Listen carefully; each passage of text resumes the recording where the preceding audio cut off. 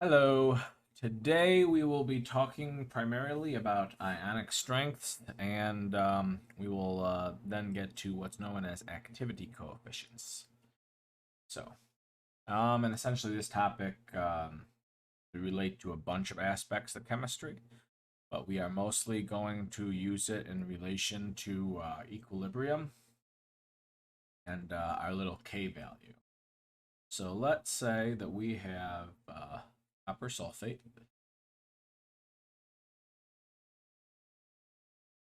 in its solid state is in an equilibrium with its aqueous state, its associated state.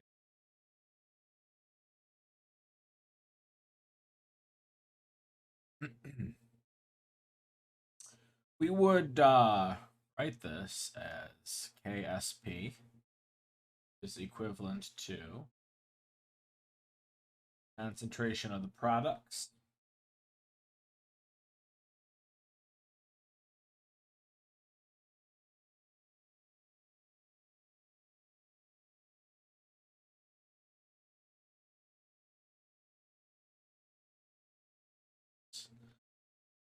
sketch things proper.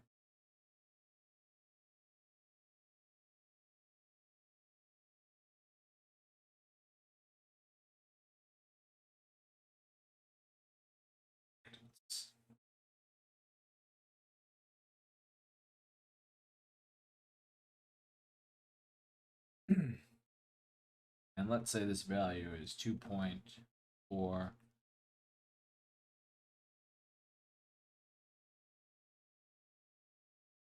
So pretty much what's going on here is this number is it's a pretty small number, I would say. I think you would agree. This number means that a very small amount of this entire substance is actually going to dissolve. This bottom number is going to be big. This top number is going to be small. Therefore, most of this is going to, or rather, you will only be able to get a small amount of it to dissolve in solution. The idea for today is going to be that adding an inert salt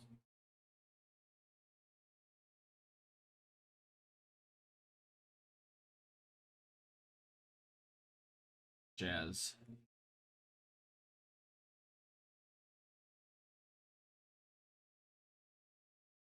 KNO3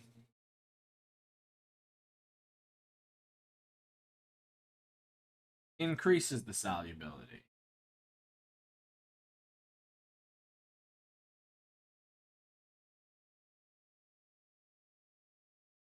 So that would mean that KSP goes up.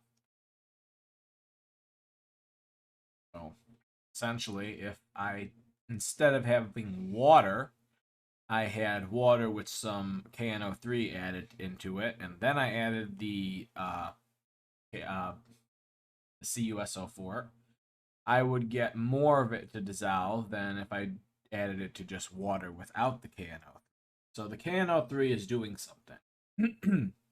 The thing it's doing is it's increasing the ionic strength of solution, which is allowing more of the dissociated form to exist in solution. So, when I say inert,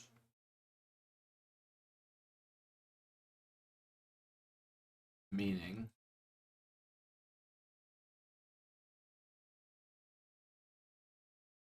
K plus nor NO3 minus react Ca plus or SO or 2 minus. So what's going on here is there's not going to be a reaction between these two species. So when I mean inert salt, that's what I mean. something that is going to solvate in solution and increase what will be known as the ionic strength of the solution, but will not react with another species in the solution. So, takeaway from this is the salt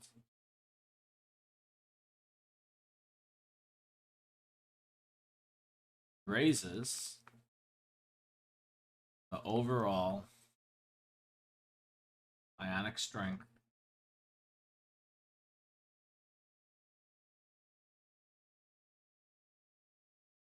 of solution.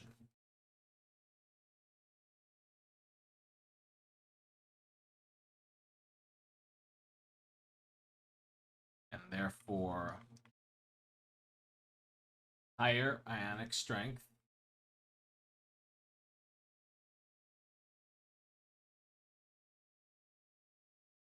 means higher ion dissociation.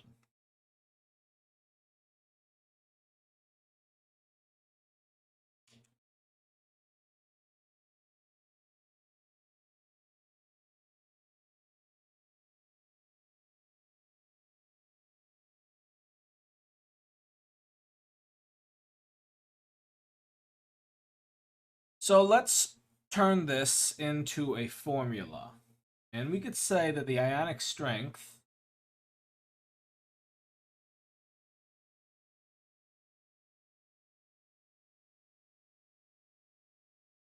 is equal to the constant mu.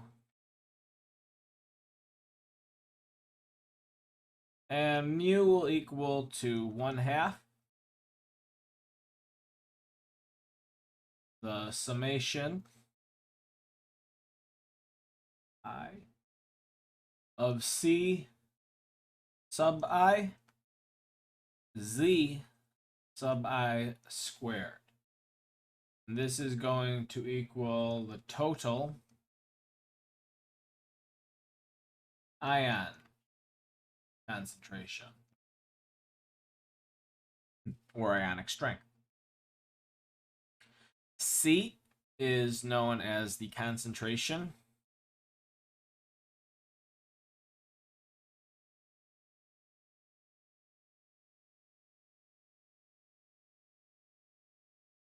of species I, and Z is equal to the charge of species I. So let's actually see how we could use this in an equation or in a problem. Let's say we were given 0.10 molar of NaNO3, and we wanted to know the ionic concentration or the ionic strength of this solution right here. So let's first start with a reaction. This is what we need to do. We have NaNO3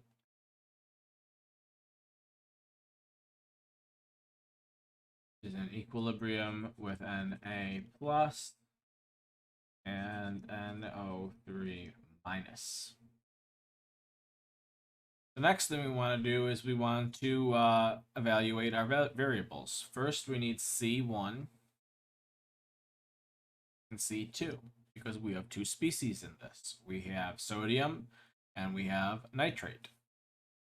So the species 1, the concentration specifically of Na plus, is equivalent to 0.1 molar. And the concentration of species 2, which is NO3 minus, is also equal to 0.1 molar because this is 0.1 molar when we split it up because they're 1 to 1. They're both equal to 0.1 molar. Now we need to find our Z's. So for every C, there is a Z. So we need our Z1 and we need our Z2. So Z1 is the charge on Na, which is plus. So this is going to be +1. And the charge on NO3 is -1. So at this point, we have all our variables. We can set up our equation. And our equation states that mu is equal to 1/2 of the summation I Ci Zi squared. So let's set this up. Equal to 1/2. So our Ci or our C1 is 0.1. This will be multiplied by our Z1, which is 1 or +1. And then that value will be squared. Then the summation states that we will go to the next term. So plus C2. C2, the concentration of C2 is 0.1. And this will be multiplied by Z2 squared. Z2 is -1. So we have -1. And -1 is squared. Close this off. We equate this and we get 0.10. So we would say that the ionic concentration of this solution is 0.10 molar. This so happens to be equivalent to its actual molar concentration. Let's do another one.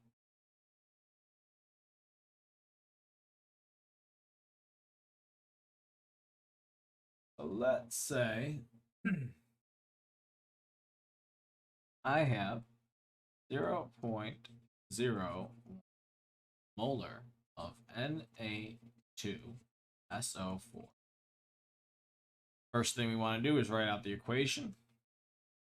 Na2, so 4, that solid there, is in equilibrium with Na, or rather 2Na, plus SO4 2 minus. Here is our equation. We notice that we have a 2 here now and a 1 over here. Let's start. First, we need our C1.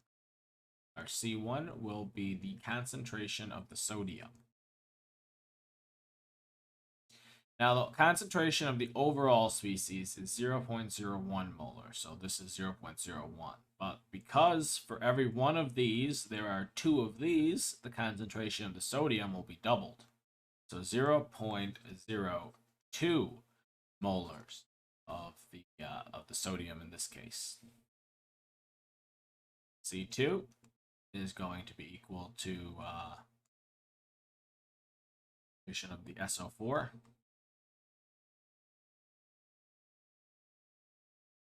And the SO4, it's a 1-to-1.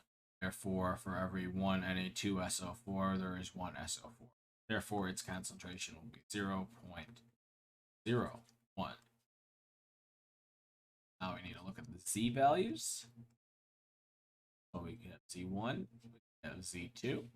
The concentration on, or the charge on sodium is +1. Charge on SO4 is -2. We have our general equation, which is equal to 1/2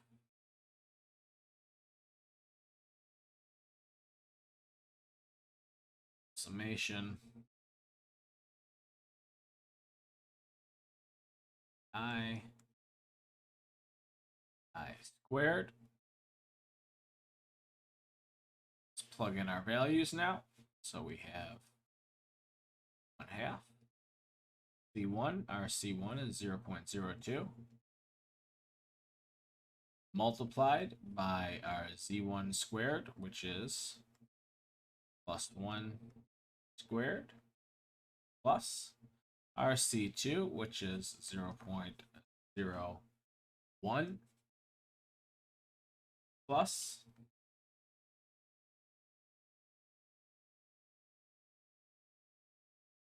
not plus, multiply by our Z1, which is -2 squared.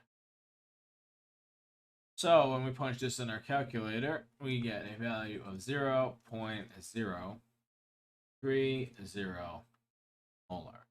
So the ionic strength of this solution is actually 3 times that of its concentration. And it has to do because these species have charges, and it sort of makes sense if you think about it. Charged species of greater than 1 obviously would have a greater strength than a charged species of 1, rather.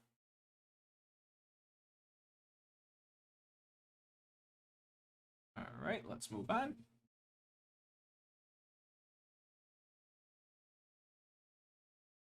All right, let's say we have 0.02 molars potassium bromide. And we also have 0.01 molars sodium sulfate. So we're going to have a solution containing both of these ions now. This is going to be a little more complex. We need to write out 2 equations and solve for 4 C's and 4 Z's. But other than that, it's just the same overall method. So with KBr, that is in equilibrium with potassium plus bromine. And Na2SO4 is in equilibrium with 2Na plus SO. So let's write out our C's first. So our C1 is going to be concentration of K. A plus is going to be equal to 0.02 molar because the whole solution is 0.02, therefore it's a 1-to-1 for both of these. C2 is going to be concentration of bromine. It's going to be 0.2 as well.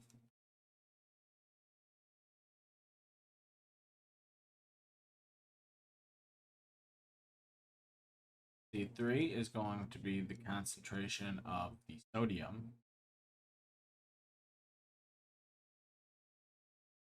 So notice how the sodium is 2 times that of the sodium sulfate. So whatever the sodium sulfate's concentration is, the sodium is going to be 2 times that. It will be 0.02. And finally, C4, which will be the concentration of the bromine. Or not the bromine, the sulfate.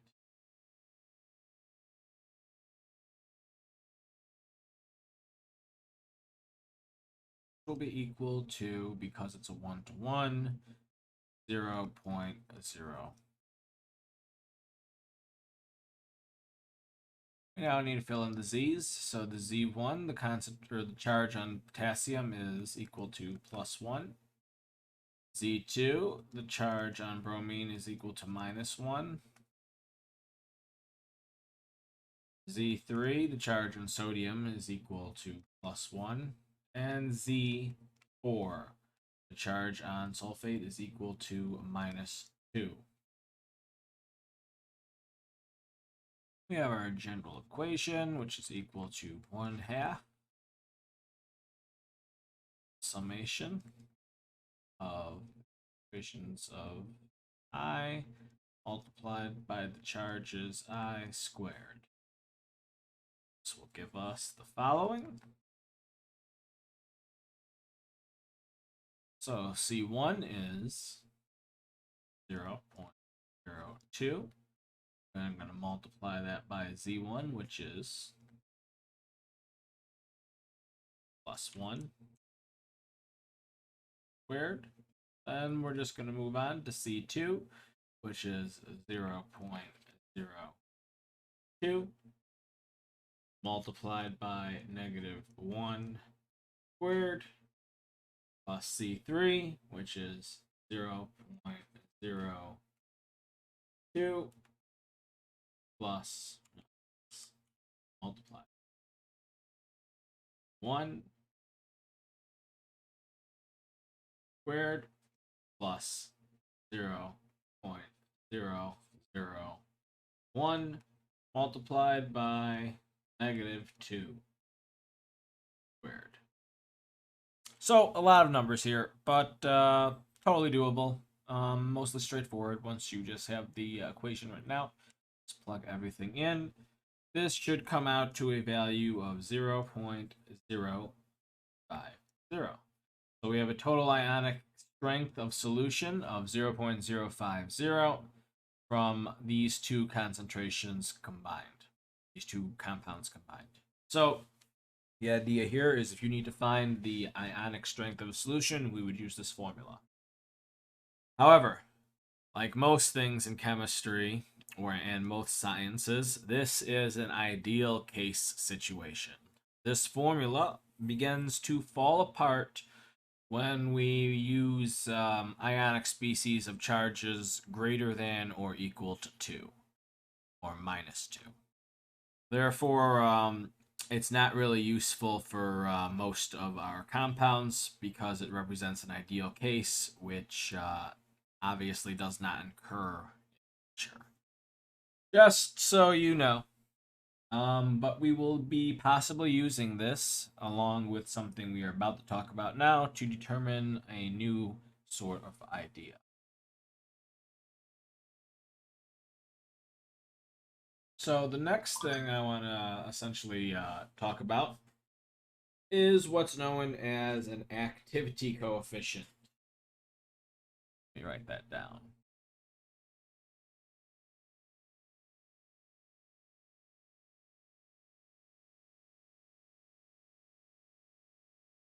Activity coefficient, we could abbreviate it as A of C.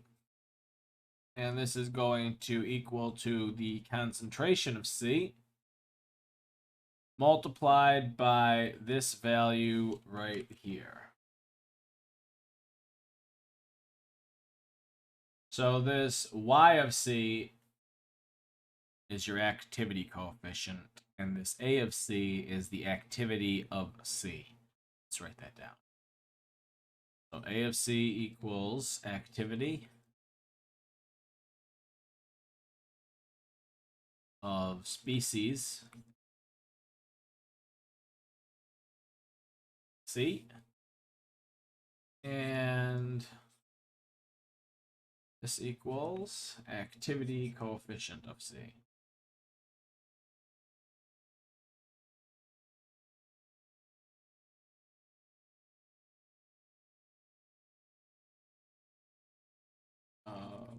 Species C.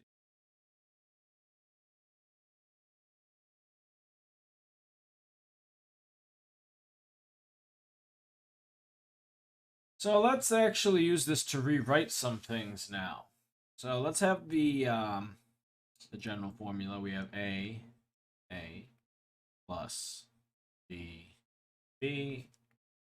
yields C plus D. If we wanted to find, say, the KSP of this, products over reactants, this would be equal to C concentration of species C raised to the C power, little c power, times concentration of species D raised to the little d power, all over the concentration of A raised to the little a power, multiplied by the concentration of B raised to the little b power. We could also now substitute these values for their activity values. Instead of the concentration now, we will say the activity of C raised to the C power times the activity of D raised to the D power all over the activity of A raised to the A power and multiplied by the activity of B raised to B power. So this is going to be our new equation for KSP. Pretty much only going to be using KSP for most of the stuff we talk about, but this is essentially able to be applied to everything that we've done with chemistry, pH, everything. Let's do a problem perhaps with this, or not really a problem, an outlined example.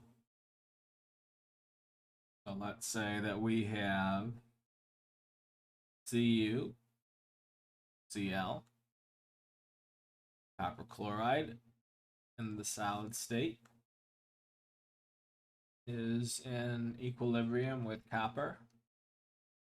In the aqueous state, positive charge plus chlorine. In the aqueous state, negative charge. So we would say that KSP equal to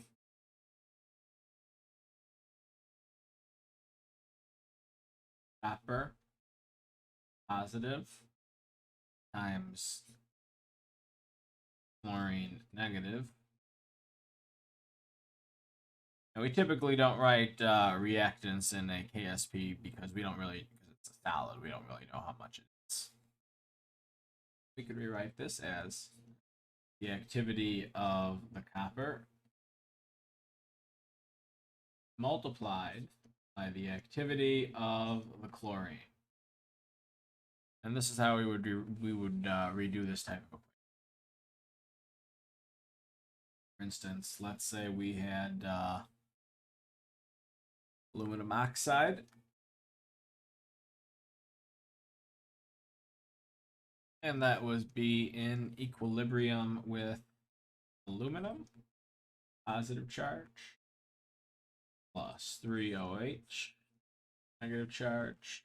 We would say that KSP is equal to the concentration of aluminum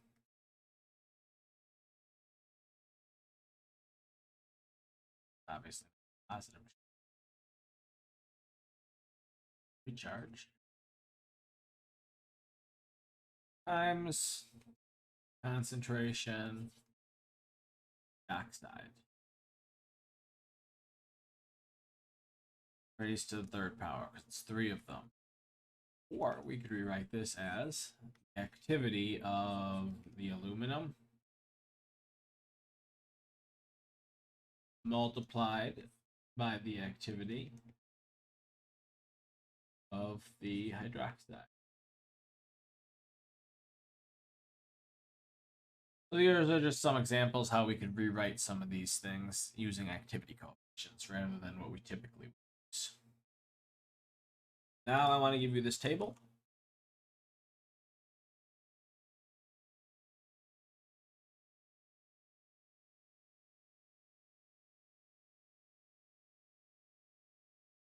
So this is the table we are essentially going to use for the majority of the problems we talk about. This table gives us ionic strength. So we have the ionic strength of a solution. We could find the activity of that compound.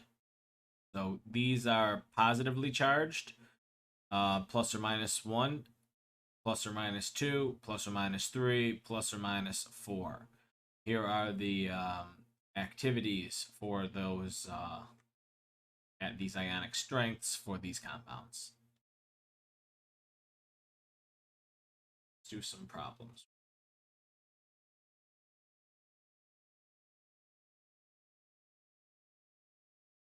So let's say I have 3.3 millimolar of Cu Cl2. Find the activity coefficient of calcium. So let's say we first need to write out our general reaction, Cu. Cl2 solid is in equilibrium with copper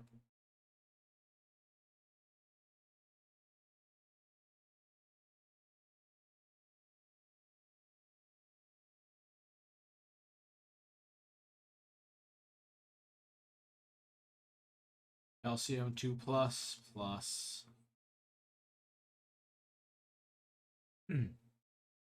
So first we need to find our C1. And our C1 is going to equal to the concentration of calcium. Our C2 is going to equal to the concentration of chlorine.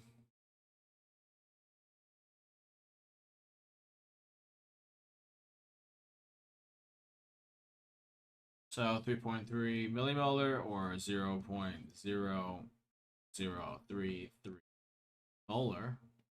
And because there are chlorine, there's 2 times the of that of the calcium chloride, we will have to multiply it by 2. So it's become 0.0066 molar. Z1, Z2. Z1 is going to be plus 2. Z2 is going to be minus 1. We then take our general equation. Mu is equal to 1/2 summation Z sub I Z squared sub I, which gives us divided by 2.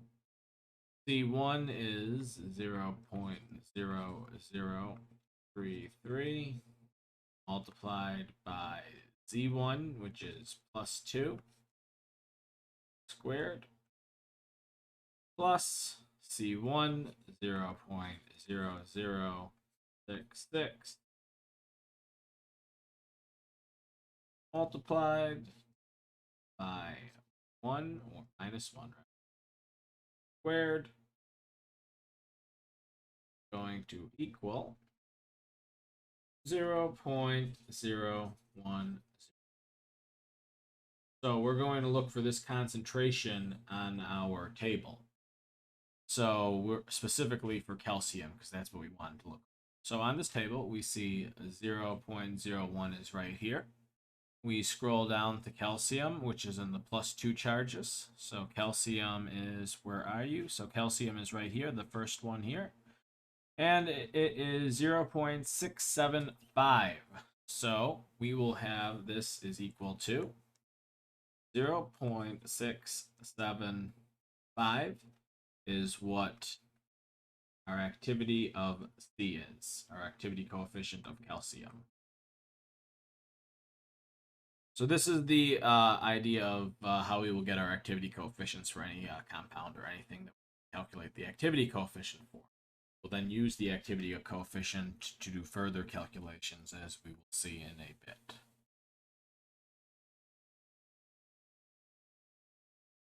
So first, let's look at this. Let's say we were given an activity, or we got a mu. If mu equaled 0.0, this is not a value on our table, but we could use a process to calculate it.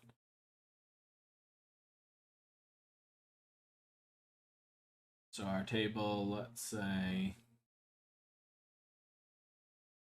mu is 0.001, 0.005, 0.01, 0.05,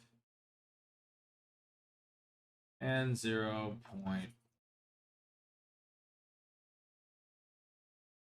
Size concentration on our table that our table goes to. And this is going to be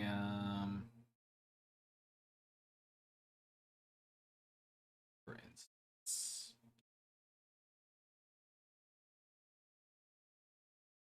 activity coefficient. So say for, we don't really, I'll say magnesium. 0.872, 0.755, 0.9, 0.52, 0. So the idea here is 0.023. Where is that occurring between? It looks like it's occurring between these two values right here. There's 0.01 and there's 0.05. We need to figure out what that value is because it's going to exist between these two values. So we're going to take a ratio. So if we have y's, we have x's, and our y's will be 0.05 and 0.0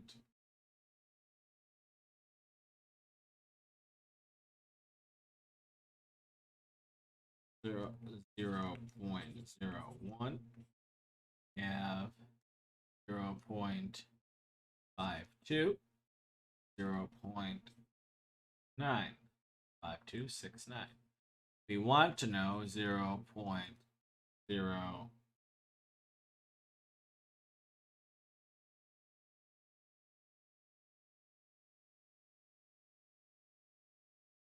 3. That's going to occur between these.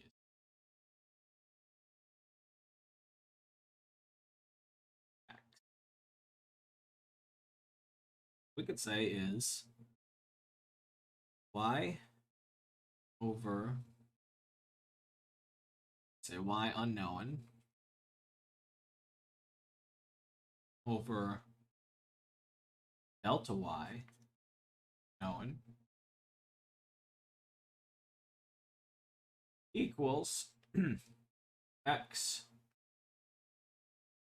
known over delta x.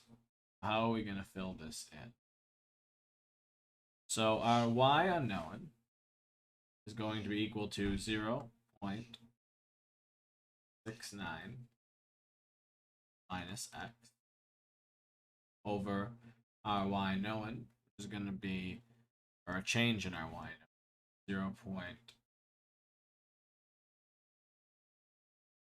0.9 minus 0.52.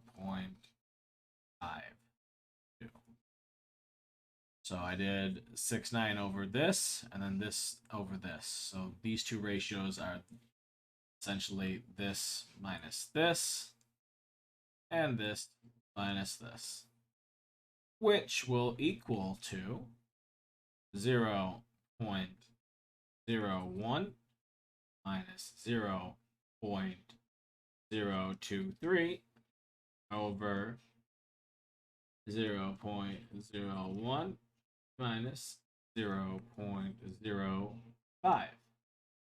So essentially I did this minus this, and then this minus this.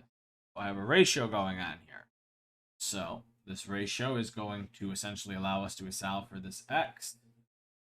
X will be equivalent to 0.01 minus 0.023 all over 0.01 minus 0.05 multiplied by 0.69 minus 0.52. This is going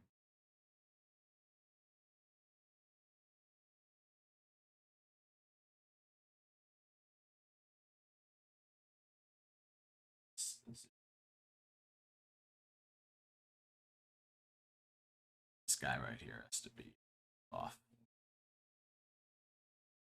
So here's our final equation. And this is going to equate our x, so our x is going to be equal to our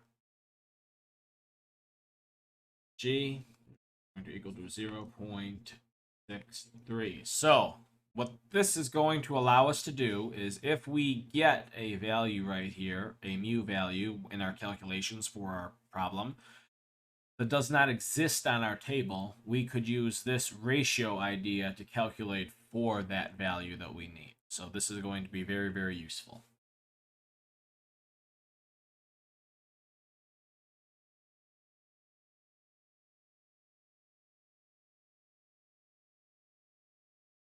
So now let's get into an actual problem, combining everything here we have learned together.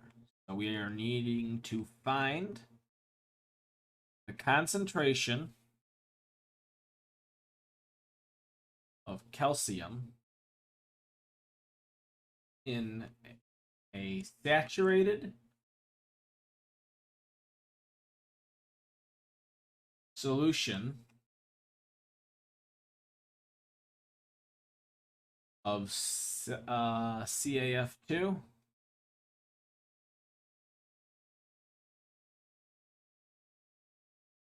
with 0.050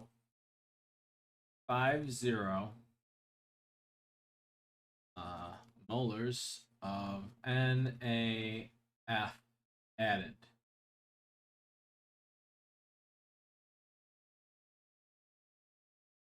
And the KSP is going to be equal to 3.2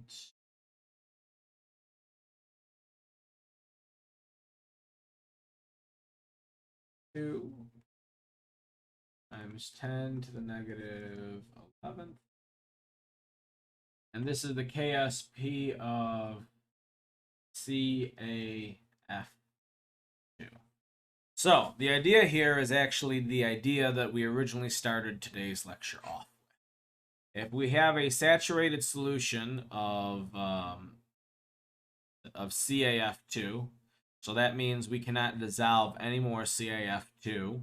If we add an inert salt to that solution to raise the ionic strength of the solution, that in turn will raise the KSP of this CaF2, and as a result, more of it will solvate into solution.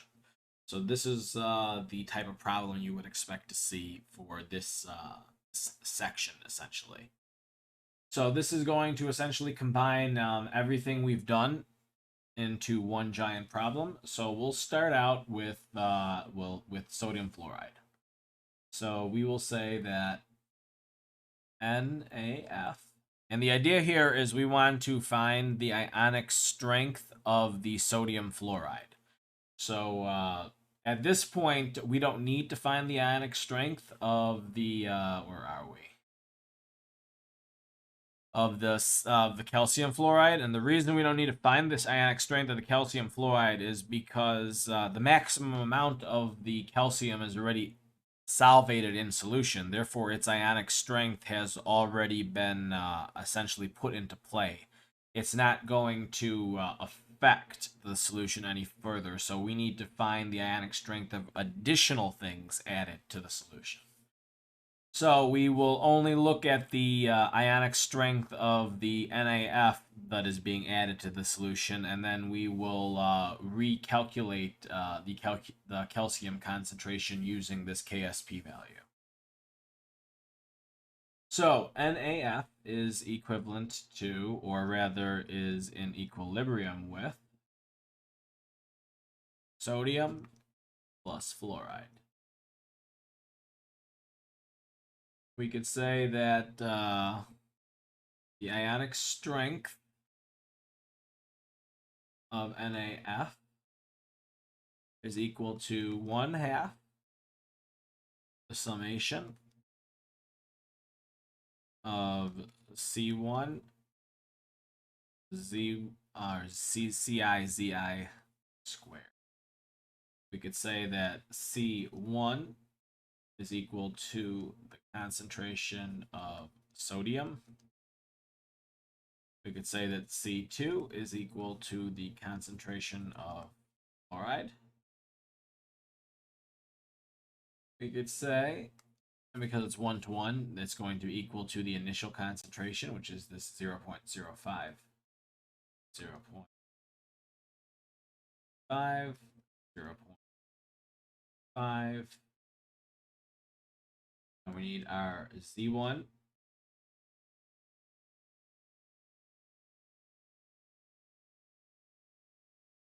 Which is going to be equal to +1. And we are going to have our Z2 going to be 2. So this just gets plugged into our equation, which states that this, I already stated it. Let's plug everything in now.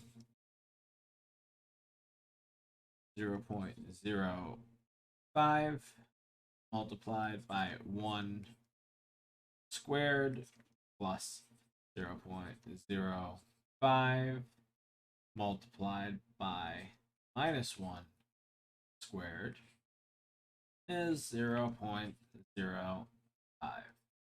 So we have the ionic strength of the solution now. If we look at our table for 0.05 for calcium and 0.05 for fluorine, that up. So 0.05 right over here. For calcium, it would be 0.485. And for fluorine, where are you? Fluorine.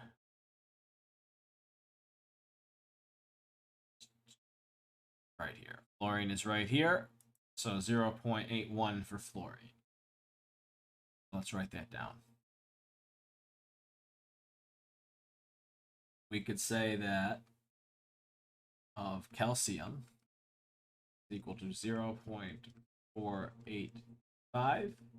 And we could say that activity coefficient of fluorine is equal to 0.81. Now let's go to the reaction of CAF. Because remember, we just needed to find the ionic strength of solution so we could find the activities of calcium and fluorine. So we will find the activities of calcium and fluorine because that's what we're essentially initially looking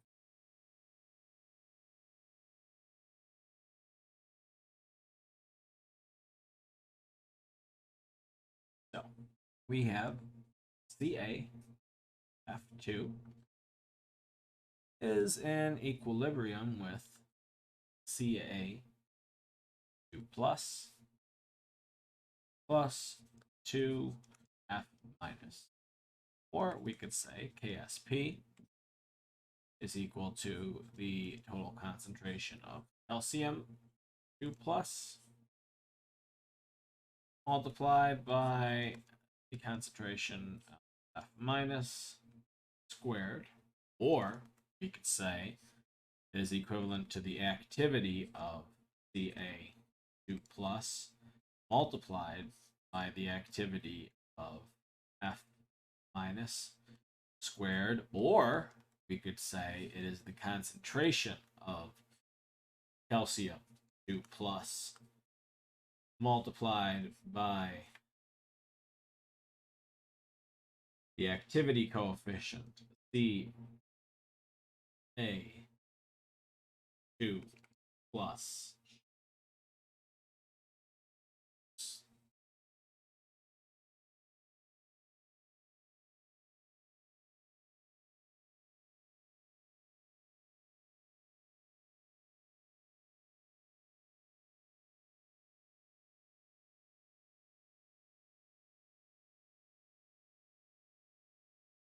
Ca2 plus multiplied by F minus times the activity coefficient of F minus squared. Remember, we're going to need to square that activity coefficient as well as square this this guy right here, because if we square this, this is equal to this, so we need to square these both.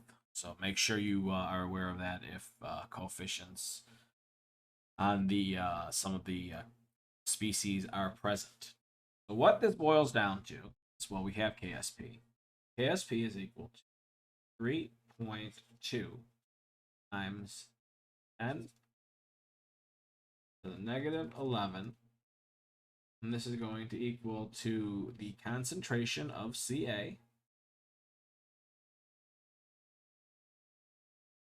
multiplied by 0 point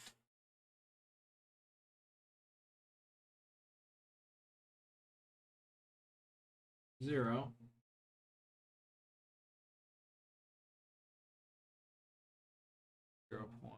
0.485. Thus we have that 0.485 right here. There. And then this is going to be multiplied by the concentration of F. We actually have the concentration of F.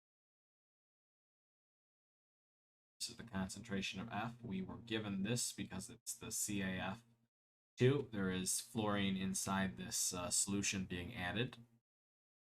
So the concentration of F is going to be equal to 0.05 squared times 0.81 squared. So here is our entire equation. We just need to solve for Ca. So we would take all of this under this is equal to this. So the Ca concentration